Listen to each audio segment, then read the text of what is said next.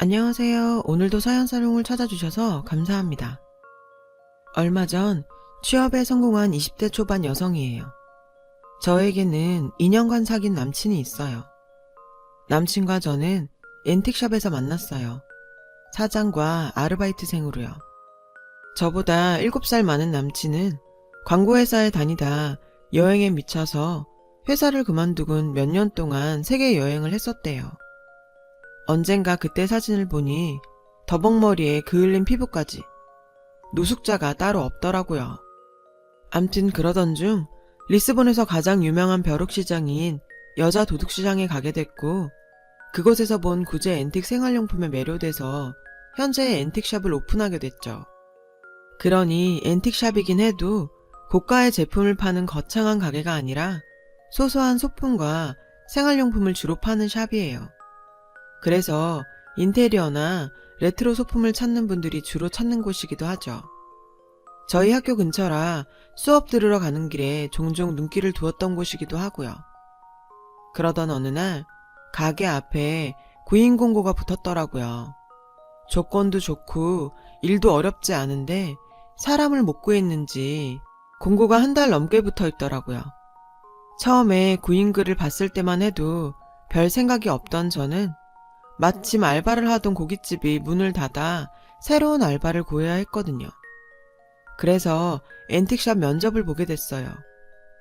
근처 대학 학생이네요. 근데 난 아르바이트생을 구하는 게 아닌데 어쩌죠? 가게 일이 힘든 건 아니지만 내가 가게를 비우는 시간이 많아서 믿고 맡길 사람이 필요하거든요. 남친은 1년에 한두 차례는 유럽이나 인도 등지로 물건을 구하러 가야 했어요. 직접 눈으로 제품을 확인하고 구매해야 하니까요. 그래서 자신이 해외에 나가고 없는 동안 상주하면서 일할 사람이 필요했던 거죠. 남친이 없는 동안 안채 관리도 하고 공과금 납부나 통관 세금 등 믿고 맡길 사람을 원했어요. 당장 일자리가 필요했던 저는 솔직하게 제 상황을 얘기했어요. 사실 저희 집 사정이 그리 좋지 않거든요. 엄마는 제가 중학교에 들어가던 해 세상을 떠나셨고, 저는 경제력이 없는 아빠와 두 동생을 건사해야 했어요. 학비며 생활비는 고스란히 제 몫이었죠. 솔직히 상황만 보면 제가 대학에 다닐 처지는 아니었어요. 그런데도 무리해서 대학에 다닌 건 신락 같은 희망을 놓고 싶지 않아서예요. 당시 저는 수업이 끝나면 고깃집에서 알바를 했고, 집에 돌아와서는 문서 대필 알바와 우유 배달을 했어요. 그러는 와중에도 장학금을 따내야 했죠. 엄청난 학비를 충당하려면 장학금 외엔 대안이 없었거든요. 그러니 미팅이며 나이트 같은 건 상상도 할 수 없는 일이었어요. 평범한 20대 대학생의 일상은 저에겐 사치였으니까요. 그렇게 죽을 똥 살 똥 발발대며 살아도 언제나 마이너스였죠. 해가 지날수록 학자금 대출은 주렁주렁. 한순간만 삐끗해도 순식간에 파산해서 길바닥에 나앉을 판이었어요. 솔직한 심정으로 하루에도 수십 번씩 학교를 그만두고 제대로 취직해 돈을 벌까도 생각했어요.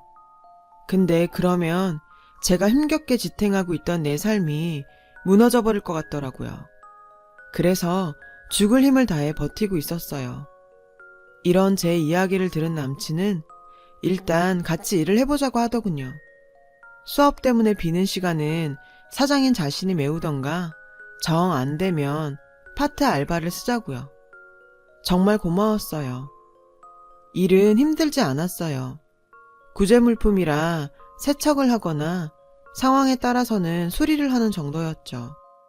그렇게 1차 작업이 끝나면 사진을 찍어 홈피에 제품을 등록하고 매장 안에 DP를 해요. 대량으로 인도 공장에서 들여오는 짜이컵이나 유리 제품, 스텐 조리도구는 지방에서 편집샵을 운영하는 손님들께 입고 문자를 보내기도 하고요.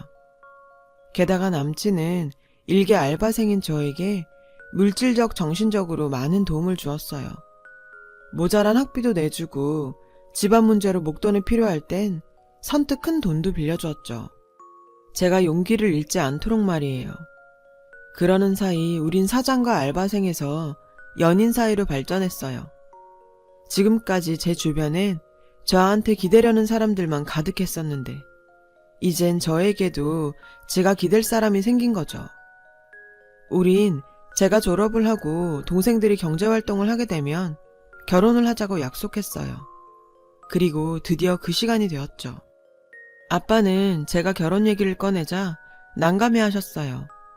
당연하죠. 지금까지 제가 번 돈으로 먹고 살았으니까요. 제가 떠나면 살 길이 막막해질 테니까요. 고등학교를 졸업하고 취직해서 돈을 벌던 두 동생은 제 결혼에 찬성이었어요. 그동안 고생만 했는데 이제라도 제 행복을 찾아 단란한 가정 꾸리고 살라고요. 전 그렇게 동생들의 축하를 받으며 결혼을 결심할 수 있었죠. 문제는 남친 부모님 허락이었어요. 솔직히 제가 혼수도 변변히 해갈 형편도 아니었고 결혼 후에도 친정을 나몰라라 할 수 있는 상황이 아니었으니까요. 그래서 잔뜩 긴장한 채 남친 집을 찾았죠. 아버님은 온화한 분이셨어요. 제가 고학생 신분으로 대학을 졸업해서 번듯한 직장에 취직했다고 하자 기특해 하시며 몇 번이나 칭찬해 주셨죠. 그런데 예비 시어머니는 그 반대셨어요. 곳간에서 인심 난다고 있는 집 애들이 주변에서 베풀 줄도 알고 성격도 좋더라. 없이 자란 애들은 티가 나도 나. 하필지 가게에서 일하던 애를 데리고 와선. 예비 시어머니는 아버님 앞이라 평소보다는 말씀을 가려하셨지만 반대 의사만큼은 분명히 하셨어요. 예상했던 일이었죠, 어머님의 반대는. 그동안 남친 가게에서 일하면서 어머님은 자주 봐왔거든요. 솔직히 어머님이 절 안 좋아하신다는 건 진작부터 알고 있었어요. 처음부터 절 탐탁치 않아 하셨거든요. 며칠 뒤 어머님한테 연락이 왔어요. 남친 모르게 밖에서 만나자고요. 올 것이 왔구나 생각했죠. 하지만 피할 생각은 없었어요. 언제고 한 번은 넘어야 할 산이었으니까요. 내가 본로만 말할 테니까 잘 들어. 나 이 결혼 절대 못 시켜. 세상에 어지간해야 내가 허락을 하지. 딸내미한테 들러붙어 등골 빼먹고 사는 아빠에 줄줄이 딸린 동생들. 넌 이런 걸 달고도 결혼 생각을 했니? 왜? 순진한 내 아들 꿰어서 그지 같은 네 팔자 덤탱이 씌우려고? 그래, 100번 양보해서 그딴 것들 다 이해한다 쳐. 근데 세상에 너 남편 잡아먹을 사주더라. 기가 얼마나 센지 너랑 엮이는 남자들은 죄다 황천길 행이야. 근데 그걸 알고도 내가 너한테 금쪽 같은 내 아들을 줄 수 있겠니? 어림도 없지. 내 눈에 흙이 들어가기 전엔 나 니들 결혼 절대 안 시켜. 그러니까 헛물 켜지 말고 당장 떨어져. 아우 살다 별 그지 같은 게 다 들러붙어선. 어머님은 온갖 독설을 퍼부으시곤 씩씩대며 카페를 나가셨어요. 전 잠시 멍하게 앉아 있었죠. 남편 잡아먹을 팔자? 요즘 같은 세상에 그런 이유로 결혼을 반대하다니. 웃기면서도 슬펐어요. 순간 이런 문제라면 이 결혼 못할지도 모르겠다는 생각이 들더군요. 그게 무슨 소리냐고요? 사실 어머님은 미신맹신자거든요. 남친이 물건 하러 해외에 나갈 때마다 어머님은 가게에 오셨어요. 그리곤 해괴한 짓들을 해댔죠. 가게 곳곳에 막걸리를 뿌리거나 생고기로 구멍을 틀어막고 심지어 닭피를 바닥에 뿌리기도 하셨어요. 가게 이곳저곳에 부적을 붙이는 건 일상 다반사였고요. 그걸로 성에 안 차시는지 박수무당까지 데려와 구판을 벌인 일도 있었고요. 물론 남친한텐 비밀로요. 그러니 시어머니한테 남편 잡아먹을 사주를 가진 며느린 하늘이 두 쪽 나도 절대 드릴 수 없는 사람인 거죠. 할 수 없이 남친한테 어머님을 만난 일을 얘기했어요. 뭐? 남편 잡아먹을 사주? 요즘 세상에 누가 그런 미신을 믿어. 아, 엄마 진짜 왜 그러냐. 걱정하지 마. 엄만 내가 잘 얘기해볼게. 남친은 자신만 믿으라더군요. 쉽지 않을 거야.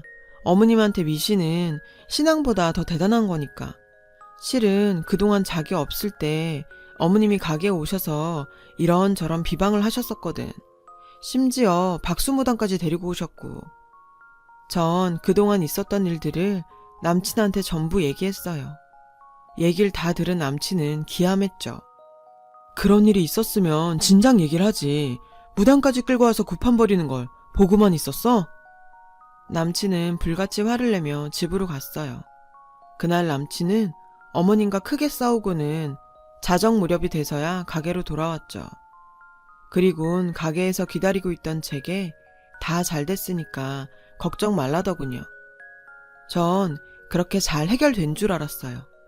그런데 얼마 뒤 어머님이 회사로 절 찾아오셨더라고요.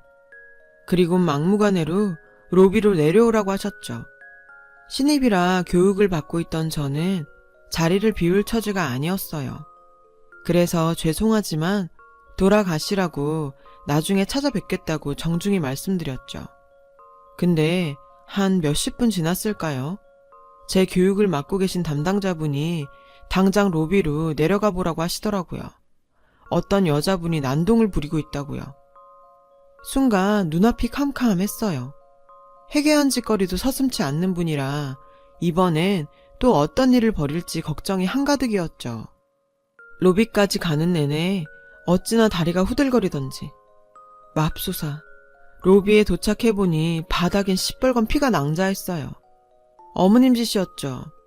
바닥에 피를 뿌리곤 그 위에 팥을 뿌리고 있더군요. 보안과 직원들은 어머님을 붙잡아 밖으로 끌어내고 있었어요. 어머님은 안 나가려 버티며 고래고래 소리를 지르고 있었고요. 나와서 내 아들한테 찰싹 들러붙어선 피 빨아먹고 사는 거머리 같은 년아. 나와! 악을 쓰는 어머님을 보자 쥐구멍에라도 숨고 싶은 심정이었어요. 앞으로 회사 생활을 어떻게 해야 하나 걱정도 되고 이런 일이 계속 벌어질 거라 생각하니 아찔했어요. 절 보자 어머님은 먹잇감을 포착한 하이에나처럼 달려들어 제 머리채를 잡았어요. 너 잘 만났다. 가진 거라고 몸뚱이 하나뿐인 주제 감히 내 아들을 넘봐? 사주도 더럽게 타고난 년이 내 아들까지 잡아먹으려고? 당장 떨어져라 이년아. 내 아들한테서 떨어져. 다행히 보안과 직원들이 달려들어 어머님을 제게서 떼어냈지만 전 이미 만신창이가 된 후였죠. 너무 창피하고 무섭고 억울해서 참다 못해 남친한테 전화를 걸었어요. 자기야, 당장 와줘. 당신 어머니가 우리 회사에서 난동을 부리고 계신다고. 잠시 뒤 남친이 달려왔어요. 그 사이 많이 진정된 어머님을 남친을 보자 자리를 박차고 도망을 치셨죠. 청소하시는 이모님들만 남아 어머님이 바닥에 뿌리신 피를 힘겹게 닦아내고 있었고요. 자기야, 이거 보여? 어머님이 뿌리신 닭피야. 조금 전까지도 내 머리채 잡고 남편 잡아먹으려니라고 욕을 퍼붓고 계셨다고. 나 이렇게는 못 살아. 아무리 자기를 사랑한다지만 이렇게는 못 산다고. 저는 주저앉아 엉엉 울었어요. 남친은 말을 잇지 못하더군요. 자기 엄마가 저지른 몰상식한 짓거리에 자기가 할 말을 잃은 거죠. 몰랐겠죠. 자신의 엄마가 어떤 사람인지를. 남들한테는 별 모진 짓을 다 해도 자기 자식 앞에선 세상 좋은 부모로 살아왔을 테니까요. 그 사이에서 저만 죽어나는 거였죠. 그날 밤 우린 남친 집에 찾아갔어요. 그리고 그날 있었던 일을 아버님께 말씀드렸죠. 아버님은 어머님을 끌고 나와 제 앞에서 각서를 쓰게 하셨어요. 앞으로는 절 괴롭히지 않는 것은 물론 회사에 찾아가지 않겠다는 내용이었죠. 아버님 기세에 눌려 그런가 어머님은 꼬랑지 내린 강아지처럼 순순히 각서에 도장을 찍으셨어요. 미안하다고 사과도 하셨고요. 그렇게 그날 일은 일단락이 났고 얼마간은 잠잠했어요. 어머님도 이번 일로 많이 달라지신 것 같았죠. 하지만 그건 제 착각이었어요. 얼마 뒤 그게 끝이 아니라는 걸 알게 된 사건이 벌어졌거든요. 회사 일 때문에 한동안 바빴던 저는 오랜만에 남친 가게에 들렀어요. 놀래켜줄 생각에 연락 없이 갔더니 마침 남친은 가게에 없더라고요. 처음 보는 여자 혼자 가게를 지키고 있었죠. 새로운 직원인가 싶어 사장님은 어디 갔냐고 물었어요. 그러자 여자는 되려 누구냐고 묻더군요. 약혼자라고 했더니 글쎄 피식 웃는 거 있죠. 그러더니 자기는 어머님 소개로 남친과 소개팅을 하러 왔다는 거예요. 마침 그때 안채에서 어머님이 나왔어요. 절 보자 회심의 미소를 지으면서요. 그 모습이 아무래도 의심스러웠죠. 어머님, 이게 무슨 소리예요? 소개팅이라뇨. 무슨 소리긴? 내가 말하지 않았니? 너랑은 절대 결혼 못 시킨다고.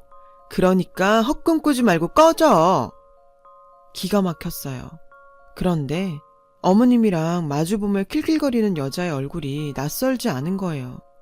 이목구비랑 웃는 모습이 딱 어머님이었죠. 근데 두 분 많이 닮으셨네요. 꼭 모녀처럼. 제 말에 어머님은 사색이 되어선 여자를 데리고 밖으로 나갔어요. 그리곤 서둘러 돌려보내더라고요. 이상했어요. 제 말에 놀라는 것도 그렇고 평소 같으면 눈에 쌍심지를 켜고 따졌을 어머님이 순순히 여자를 데리고 밖으로 나간 것도요.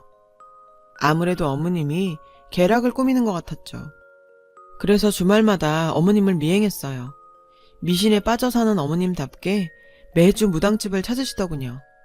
그런데 전 거기서 보지 말아야 할 것들을 보고야 말았어요. 겁이 났죠. 제가 알게 된 사실을 남친한테 알리면 엄청난 후폭풍이 밀려올 테니까요. 그렇다고 모른 척할 수도 없었어요. 그래서 남친과 예비시댁을 찾았죠. 아버님 앞에서 모든 일을 밝히려고요. 그렇게 절 못 잡아먹어서 안달이던 어머님은 아버님 앞이라 나긋나긋하게 절 대하시더군요. 게다가 제가 온다고 한 상 가득 차려놓으셨고요. 밥부터 먹자는 아버님 말씀에 전 먼저 제 얘기를 들어주십사 부탁했어요. 그리곤 그동안 어머님을 미행하면서 찍어두었던 사진들을 아버님께 드렸죠. 솔직히 고민 많이 했어요. 그래도 알 건 아셔야 할 것 같아서요. 사진에는 어머님이 무당집을 드나드는 모습과 박수무당과 장을 보고 모텔로 들어가는 모습이 찍혀 있었죠. 사진을 보자 얼굴이 벌개진 아버님은 그 사진을 냅다 어머님 얼굴에 집어 던지셨어요. 아버님은 죽일 듯 노려보며 소리치셨죠. 이 여편네야, 이게 무슨 짓이야? 그제야 사진을 본 어머님은 사색이 됐어요. 허겁지겁 바닥에 흩어진 사진을 주우며 오해라며 용한 무당이라 자주 찾긴 했지만 당신이 생각하는 그런 사이는 절대 아니라고 부인했죠. 이 영악한 년이 내가 지들 결혼 반대한다고 날 모략하는 거예요. 여보, 내 말 좀 믿어줘요. 30년 넘게 한 입을 덮고 산 사람이 날 그렇게 몰라요? 당신 돈 번다고 7년이나 사우디 나가 있을 때 나 혼자 애 키우고 살면서도 힘든 내색 한 번 안 했어요. 그런데 날 어떻게 박수무덩이랑 엮어? 그래서 정말. 어머님은 눈물까지 흘려가며 연극을 하더라고요. 그 눈물에 아버님이 살짝 흔들리는 것 같았어요. 그러자 어머님은 이때다 싶었는지 절 공격하시더라고요. 너 이러는 거 아니다. 아무리 내가 널 반대했기로서니 어떻게 사람을 이렇게 모함할 수가 있니? 네가 나 미워하는 건 안다만 멀쩡한 남의 가장 파탄내는 건 나쁜 짓이야 얘. 여자 하나 잘못 들어오면 집안이 망한다더니 그 말 틀린 거 하나 없다니까. 아휴 내 팔자야. 어떻게 저런 게 우리 집에 들어와선. 어머님 모함이라뇨. 어머님이야말로 저한테 왜 이러세요? 왜 절 나쁜 사람을 만드시냐고요. 여자가 잘못 들어오면 집이 망한다고요? 외람되지만 그 말은 제가 들을 말은 아닌 것 같네요. 이유는 어머님이 더 잘하실 거라고 생각해요. 그리고 왜 어머님 쇼 그만하세요. 다른 사람들은 몰라도 전 안 속아요. 이게 어디서 바락바락 대들어? 네가 이러고도 내 며느리로 살 수 있을 것 같아? 지 분수도 모르고 까불고 있어? 어머님은 목에 핏대를 세우곤 죽일 듯 절 노려보며 말했어요. 어찌나 기세 등등하시던지 누가 보면 오히려 제가 죄 지은 사람인 줄 알겠더라니까요. 그렇다고 이렇게 밀릴 순 없었어요. 그동안 당한 게 너무 억울했으니까요. 저요, 어머님 며느리 안 하면 그만이에요. 솔직히 조용히 헤어질까도 생각했어요. 저만 입 다물고 사라지면 될 일이었다면 그랬을 거예요. 근데요, 제가 그런다고 어머님이 악행이 끝이 날까요? 모르긴 해도 어머님은 상현 씨가 데려오는 며느리감이 성에 안 차면 언제고 저한테 했던 것처럼 괴롭힐 뿐이에요. 그래서 안 되겠더라고요. 어머님 때문에 상처받는 건 결국 어머님 아들 상현 씨일 테니까요. 전 제가 사랑하는 남자가 더 이상 고통받는 건 볼 수 없어요. 모함이라고 하시니 이번에야말로 더 확실한 증거를 보여드려야겠네요. 더 이상 어머님이 아버님과 상현 씨를 기망하지 못하게요. 그리고 이거 한 가지만 알아두세요. 여자가 잘못 들어와서 집안이 망하는 게 아니에요. 잘못을 저지른 사람 때문에 집이 망하는 거지. 어머님처럼요. 나머지 일은 가족들끼리 해결하시는 게 좋겠네요. 상현 씨, 상황 정리되면 연락해. 저는 아버님께 녹음기를 전해드리고는 그 집을 나왔어요. 제가 집을 나오고 얼마 안 돼 상을 뒤엎는 소리가 밖에까지 들리더군요. 어머님 비명소리도요. 얼마 뒤 남친한테 연락이 왔어요. 아버님은 어머님과 이혼 소송 중이시고 박수한테는 위자료를 청구하셨대요. 그날 아버님께 드린 녹음기에는 어머님과 박수무당의 대화가 들어있었거든요. 둘 사이는 오래된 내연관계로 그동안 어머님은 아버님 몰래 두 집 살림을 해오셨더라고요. 둘 사이엔 자식도 있는데 그게 바로 전에 남친 가게에서 본 소개팅녀였죠. 절 떼어내려고 맞선 여인 척 데려왔다가 제가 모녀 사이인 걸 눈치채자 얼른 돌려보낸 거였어요. 아무리 그래도 이부 동생을 오빠 맞선녀로 데려오다니 정말 엽기적이지 않나요? 아버님이 한국을 떠나 계셨던 7년 동안 어머님은 남친을 친정집에 맡겨두고 박수와 동거하며 애까지 뵀던 거예요. 솔직히 엄청난 일이기에 덮어둘까도 생각했었어요. 한 집안을 풍비박산 내는 일이니까요. 하지만 남친은 제 인생에서 처음으로 버팀목이 되어준 사람이었기에 은혜를 갚고 싶었거든요. 이번 일로 남친과 이별을 한다 해도요. 아무리 좋은 뜻에서 벌린 일이라고는 하지만 자기 부모님의 치부를 들춘 여자를 전처럼 사랑할 수 있겠어요? 솔직히 저라도 그건 힘들 것 같아요. 제 예상대로 남친은 잠시 시간을 갖자더군요. 저도 그러자고 했어요. 아마 우린 이렇게 이별을 하게 되겠죠. 그렇다고 해도 전 후회는 없어요. 언젠가 남친도 제 마음을 알아줄 거라 믿으니까요. 이래저래 복잡한 제 마음 들어주셔서 감사합니다. 들어주신 분들 행복하시고 항상 건강하시길 바래요. 여러분, 사연 댓글에 응원과 현명한 조언 부탁드려요. 좋아요와 구독은 저에게 큰 힘이 됩니다. 오늘도 좋은 일 가득하세요.